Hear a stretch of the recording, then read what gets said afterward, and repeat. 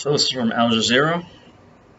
The accused shooter in the New Zealand mosque attacks sent Prime Minister Jacinda Ardern his 74-page diatribe against foreign invaders minutes before he launched the assault that killed at least 50 worshippers. So,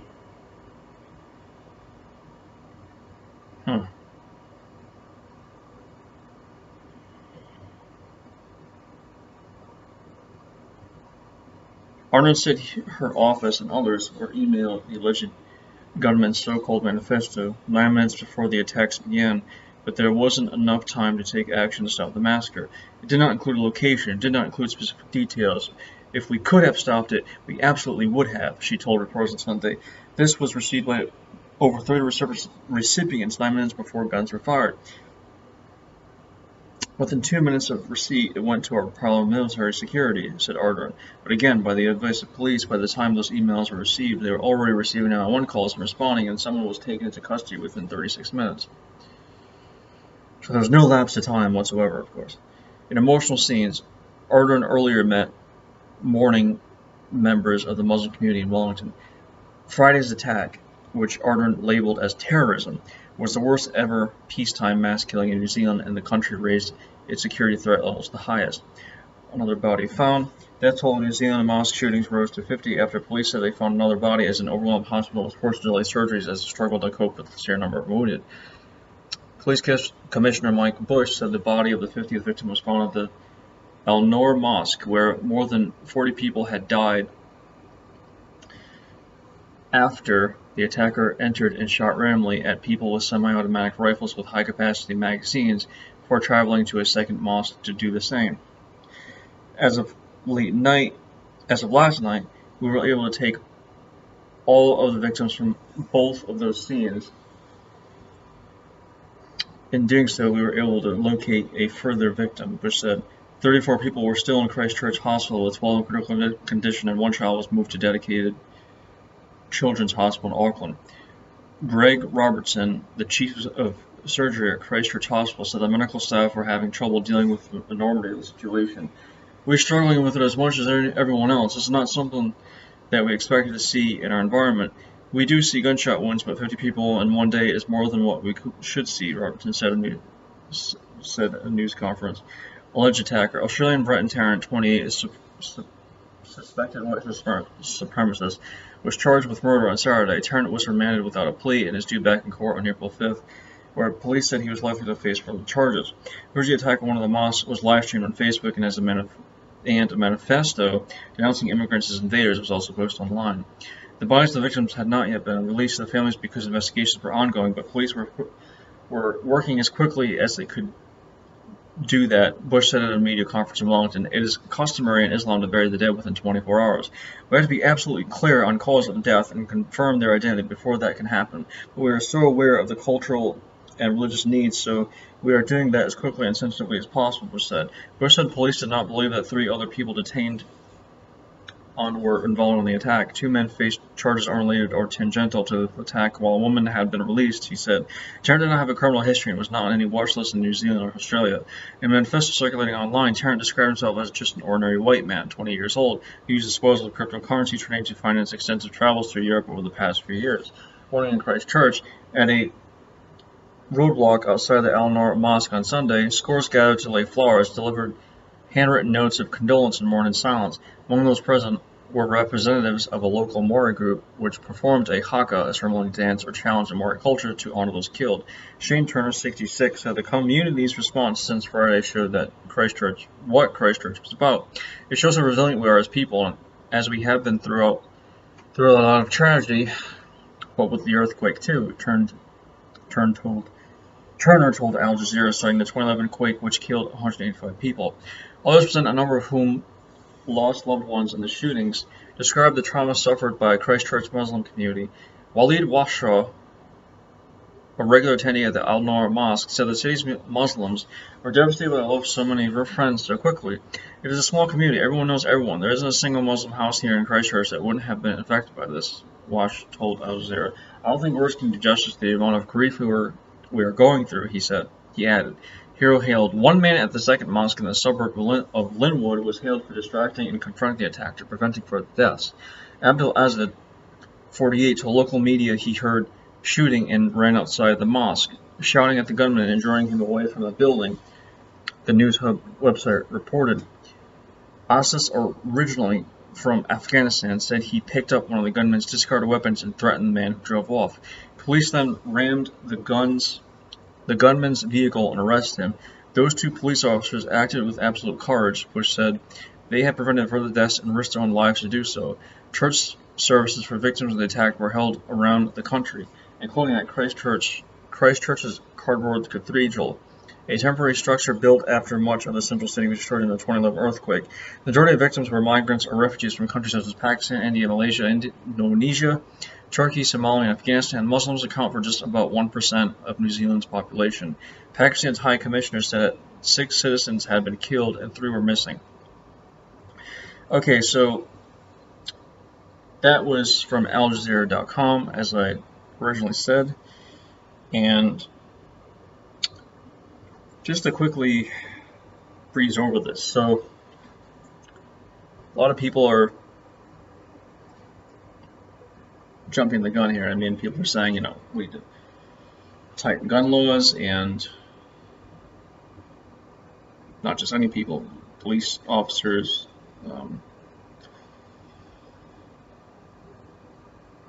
politicians, cabinets in New Zealand, and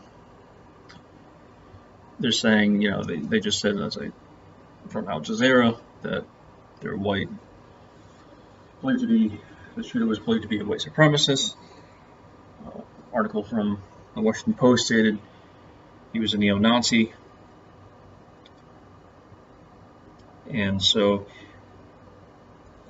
who knows what they have for information in a 74-page manifesto. You have to believe what they say. That, right? I mean, I'm sure, I guess, eventually they'll release the manifesto, possibly like with who was Elliot Rodger, one of the other mass shooters.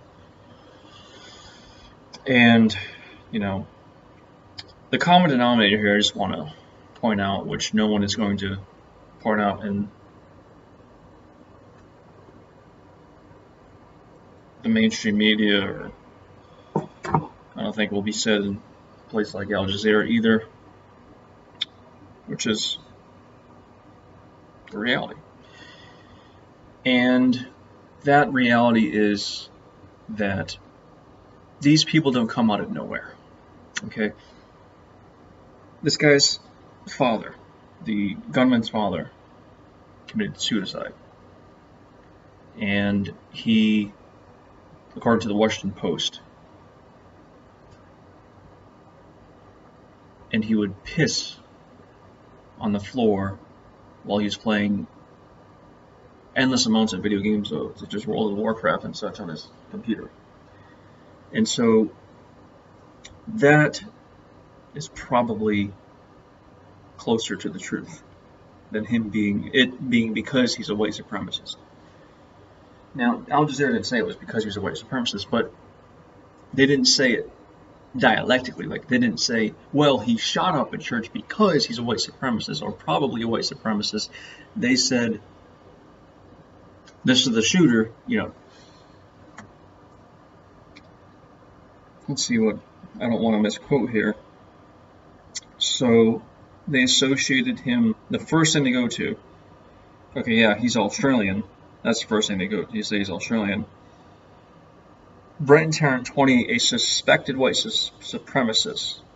But that's the first thing that is the problem, is that he's a white supremacist. Now, have you ever seen a black gunman who is a mass shooter reported in the media in such a way? Secondly, associated him with black supremacy or the Black Panthers or something. I haven't. And so that's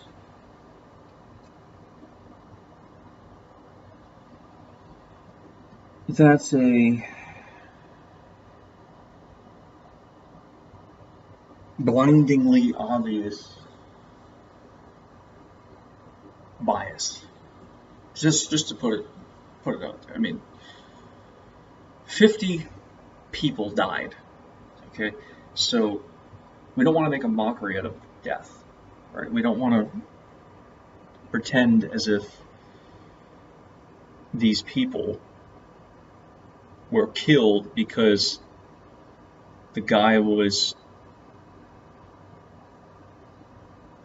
white and threw up a fist in the air, exclaiming white power.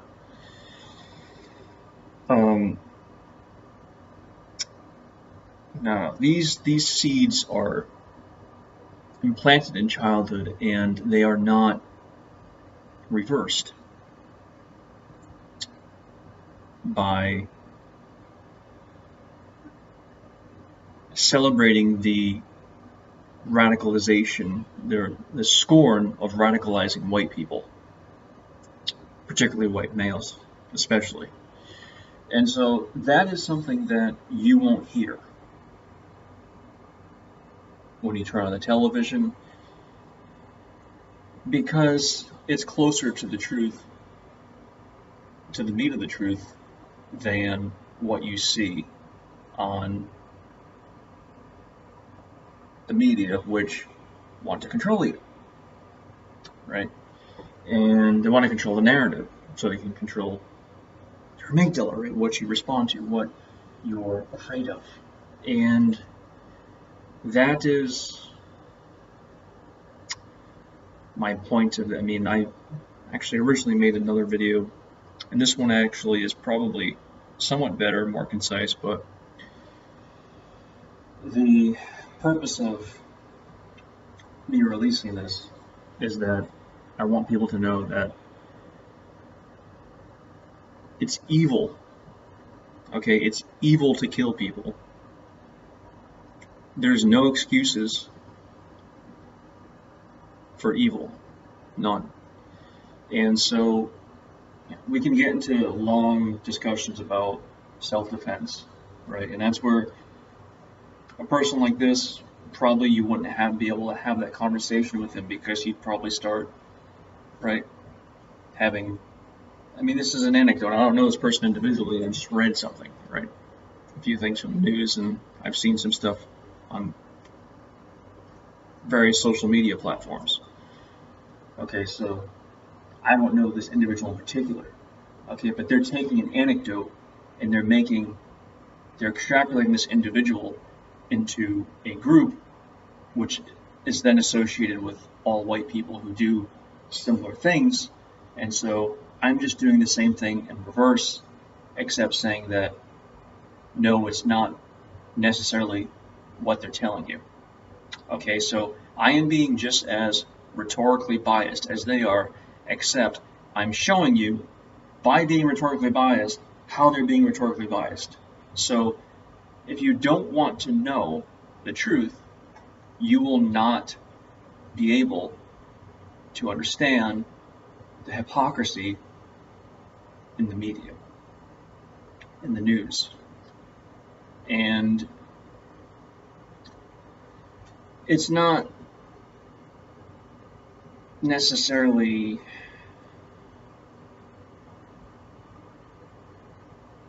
Al Jazeera's fault. It's just that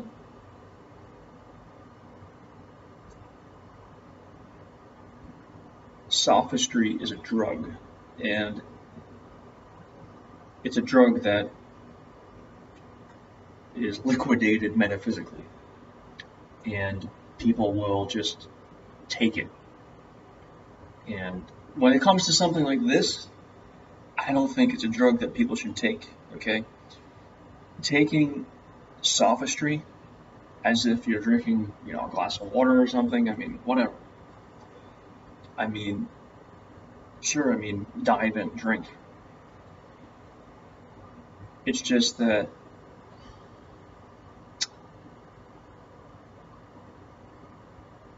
there's no way to tell what it is that is truth if we accept that one individual sets the precedent for what everyone else in the entire radius of however big New Zealand is, or that county or state that where they're going to change these gun laws, supposedly, if they do change them, which they probably will, knowing New Zealand. And so that would be more strict. And so that is terrible that this is where this individual has permanently destroyed the freedoms of 50 people and now will permanently destroy the lives of everyone else who is in New Zealand under these stricter, more stoppable gun laws. And that's the truth that you won't hear anywhere else.